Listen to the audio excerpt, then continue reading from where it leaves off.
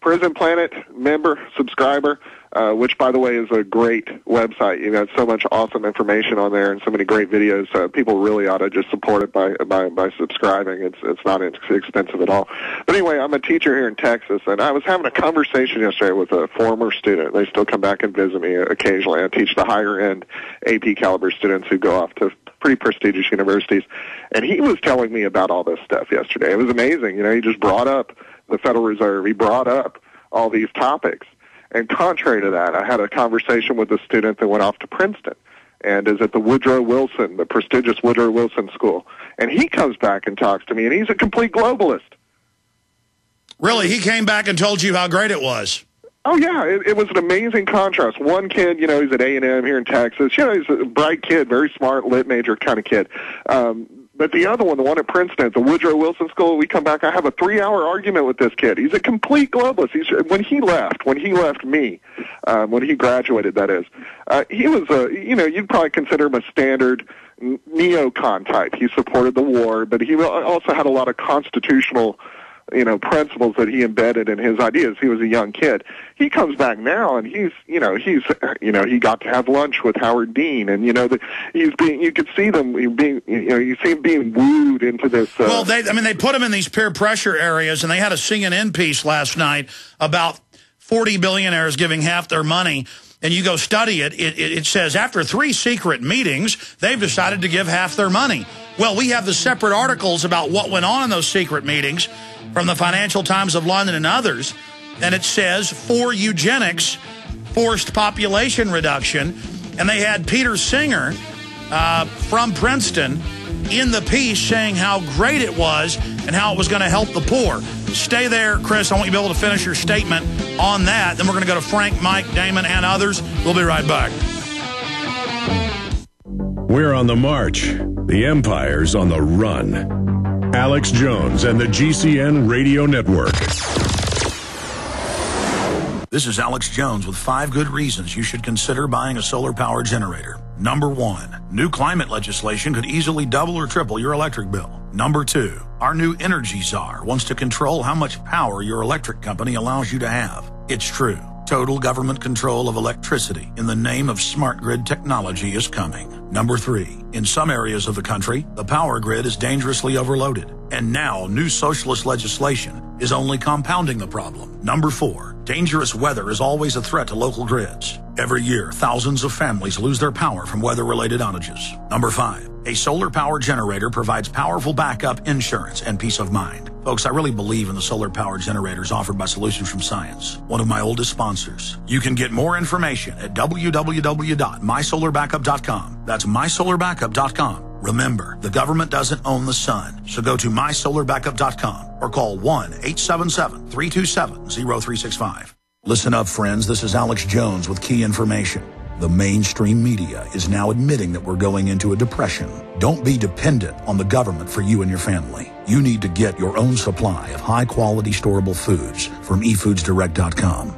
They're the best company out there, the longest continually operating, with a ton of great food to choose from. It's all fresh, made on a monthly basis, not some old cruddy food they're selling you like some of the other guys. Try their new evacuation pack, a 2-week supply of delicious, easy-to-fix food. It comes with all the equipment you need to prepare it. With open talk of a strike on Iran in the next 3 months, the crisis in the Gulf, and possible evacuations, get yourself and your family ready today. The place to go is efoodsdirect.com. Go to their website online right now, efoodsdirect.com/Alex, or call 800-409-5633. Again, on the web, efoodsdirect.com/Alex, or give them a call at 800-409-5633. The question is, where should the American people draw their line in the sand? What have we got? A republic or a monarchy? A republic is based on a constitution which protects minority rights. Not democracy, not mob rule, 2 wolves and a sheep voting on what's for dinner. So they think they own our land, They think they own our water, children, our education, our money. We have to define who we are and what we will tolerate. Somebody's going to ask you what you did during the Patriot Uprising. You have been warned. We have the facts. We have the Constitution. We have the Bill of Rights. We have common law. Knowledge is power, ladies and gentlemen, and I'm so excited to be able to offer you Don't Tread on Me, Rise of the Republic. Tyranny is upon us, but liberty and the sleeping giant that is the American people is rising. A new tool in the info war. Don't Tread on Me. Order it at Infowars.com or PrisonPlanet.com or call toll-free 888-253-3139 and support independent, patriotic Liberty Films.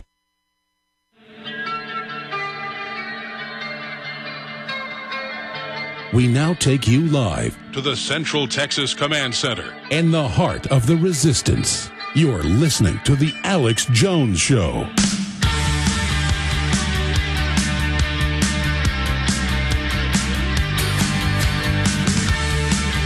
All right, going back to Chris, a school teacher here in Texas. He just joined us. He was talking about one student coming back to visit him from college who's awake to the New World Order, and another coming back and saying, look, I'm part of the elite now.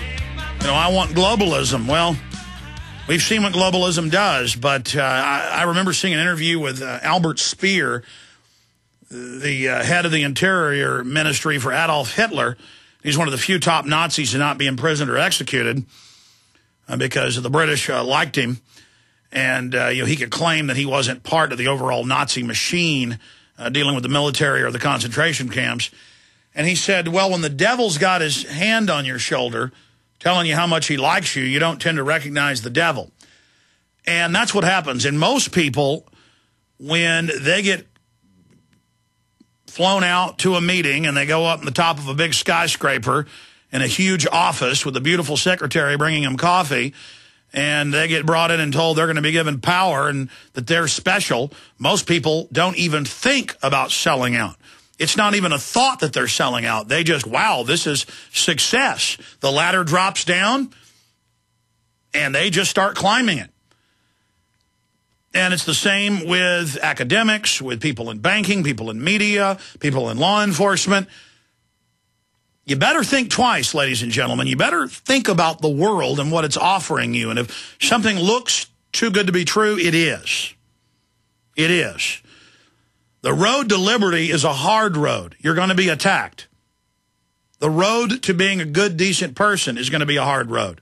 I have to try every day to be honest with myself, every day to not be deceptive, because humans just naturally do it. I have to constantly think about what I'm saying, think about what I'm doing, think about how I treat my wife, think about how I treat my family, think about how I treat coworkers.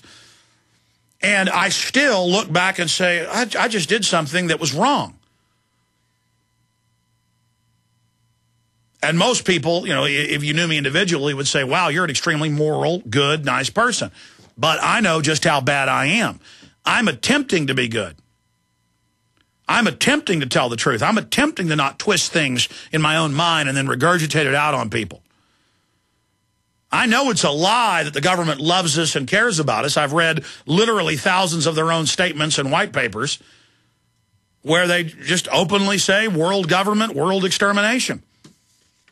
And we've got an article up today. Rockefeller Foundation developed vaccines for mass-scale fertility reduction. You can go right to the Rockefeller Foundation and read it. And I know what this big philanthropy push is to get the billionaires to give half their money. They actually put it into an investment fund, tax-free, and get giant profits back. No taxes, and they get to keep the profits as long as it's, quote, invested in the tax-free foundation. And their giant estates, their helicopters, their servants, their investments, it's all tax-free. The Rockefellers for 104 years have been tax-free. And if you're elitist enough, every few decades, a new crop is allowed to join. You know, the media is spinning it like, aren't these 40 billionaires nice to give half their money? If you go research Ted Turner, 12 years ago, giving $1 billion, he's gotten, last time I checked, upwards of $1 billion in interest on investments back. That billion is tax-free in investments that then give part of the profit to the UN. Tax-free. And every one of these initiatives is to come in and dig a well for some Africans. Send in the first wave of nice Peace Corps doctors who mean well and with their humanity sell the African village that they are good. And the Africans, after spending 4 or 5 years with them, cry when they leave. And when the Americans leave, they cry and have little photos of the Africans they're helping back at their homes in New York and Texas and other places. And then the next wave comes in. The eugenicists come in, and those Africans don't know what hit them.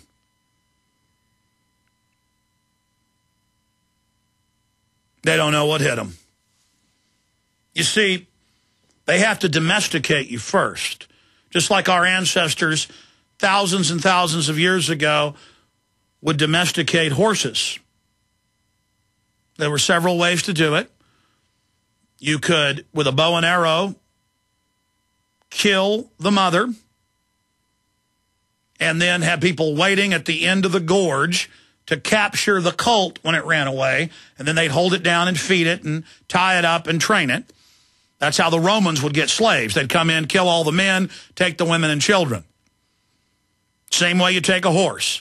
But the other way to do it is just to simply start feeding wild horses and to have them just become accustomed to you over time until you're able to take their colts without killing them.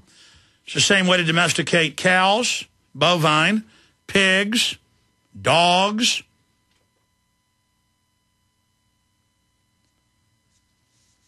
And just as humans